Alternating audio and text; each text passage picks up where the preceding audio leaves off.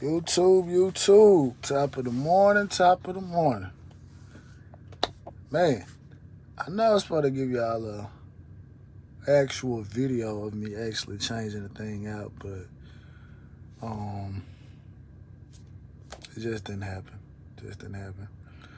Um, One of the things that I noticed when you change out stuff, especially this type of stuff where you have to put some Teflon tape on it and stuff like that. Stuff is just not gonna go right back like the way that you take it out. You hope that it does, but again, I'm just such a novice at this. As long as I see that it's tight, then I'm good to go. So I think we probably started on that thing. I think I made it to my parents' house probably about 9. And we didn't finish to about 3:30, 4 o'clock. Yeah, somewhere along that time frame. And it was in such a tight spot. And initially I was just gonna try to work on it without, opening the hood. But after a period of time I realized, well, yeah, I have to open the hood because I need to have a little bit more room towards my back. So got it off, got it put back on and stuff like that. And one of the things when you're dealing with these type of hoses and the way the connectors are running up and tied in and stuff like that, it gets kind of confusing because it's almost like you have to put everything back on.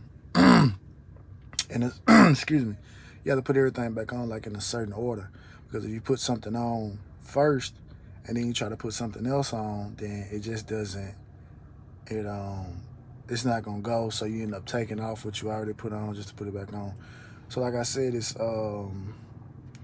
was a hose at the top, it was a hose at the bottom, it was a hose to the left, and it was a hose to the right. So and then it was one piece that went like directly in the middle.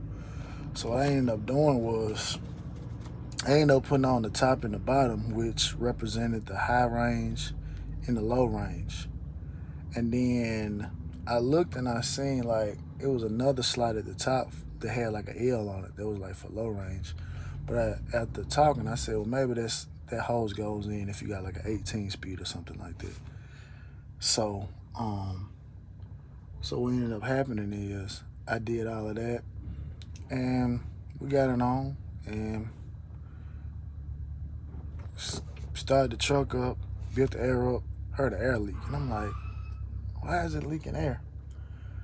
So my dad got under there. He was like, it's this hose, it's loose, you need to tighten it up.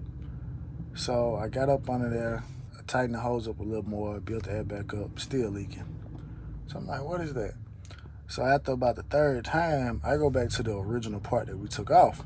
And so when I'm looking, there's a nut in the one that I took off in that second L, that low range. So I said, oh, okay, that's what the issue is. So I took that nut off and put it in. For at first, like it didn't want to go in there, and I was like, man, because I don't know what size this is, but I moved the hose around a little bit more. Got my screwdriver, got it in, tightened it, built the air back up, doing good. Did a test run, went down the road, everything responding. I think my shifting when I'm going from low to high, I need to be a little bit more patient with it because it's on command now. So it did good. Like I said yesterday when I was driving, it did good. Saturday after we put it on and everything like that. So this week has been hectic. I left out yesterday probably about 12 and stopped in Mahindra, Florida at the TA last night because that was the exit that I was gonna get on to get on 90 to get over here. It was interesting because, like I said, I didn't have an actual address, so I'm just looking, and I was on a call, and I'm just looking to make sure I don't blow past the highway because I'm like, I'm supposed to be here at 9, so I left early. I made it over here in probably about 48 minutes. Said it was gonna be 56 minutes, but it was 56 minutes to the town because I couldn't actually put the actual address in. So I got over here, and I was, like I said, I had a 9, and I just seen another truck come up. I don't know if they had a 9 or if they had, well, they couldn't have had an 8, right? So maybe he had a 10 or something like that. So they're going ahead and unload me right now. And this is a solar, I don't know what you want to call it. It's a solar farm. I believe I don't know if that's the correct designation for this. But it got me to thinking, this is the second one of these I delivered to this year. I delivered to one down in Florida where I got just all types of turned around delivering to that one. But it got me to thinking, because I don't know how much any of y'all follow, I don't even want to say politics, but just how many of y'all just think about climate change and stuff like that. And solar is one of the alternatives along with electrical that they doing. And so I'm thinking to myself, obviously they get subsidies, you know, for doing this type of stuff, for, you know, giving their land to these particular type of things like this. And so it's kind of like, if anybody invests, like, you know, I invest. I was telling my dad, because he was like, you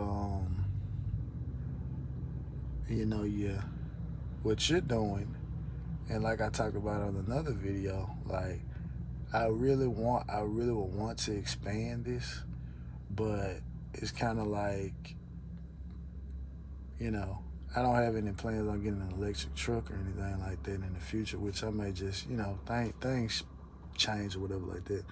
But to make this type of investment again and then again, I at least want to get a certain period of time out of it, whereas I can make this investment into like actual stocks or to other things that, you know, the other thing I'm doing, like writing books and maybe even getting money to like do a film or something like that. But it was just interesting because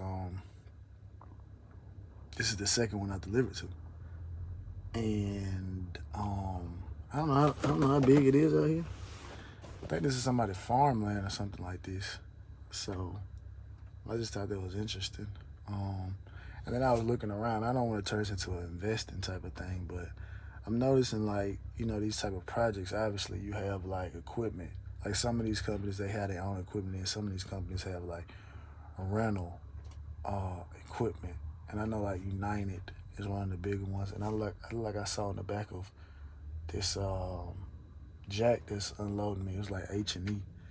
So I'm just like, those are probably gonna be plays to make as well, due to the fact that, you know, they're gonna be building on these type of things like solar and wind and, you know, electric and stuff like that. So those are gonna be plays to be made.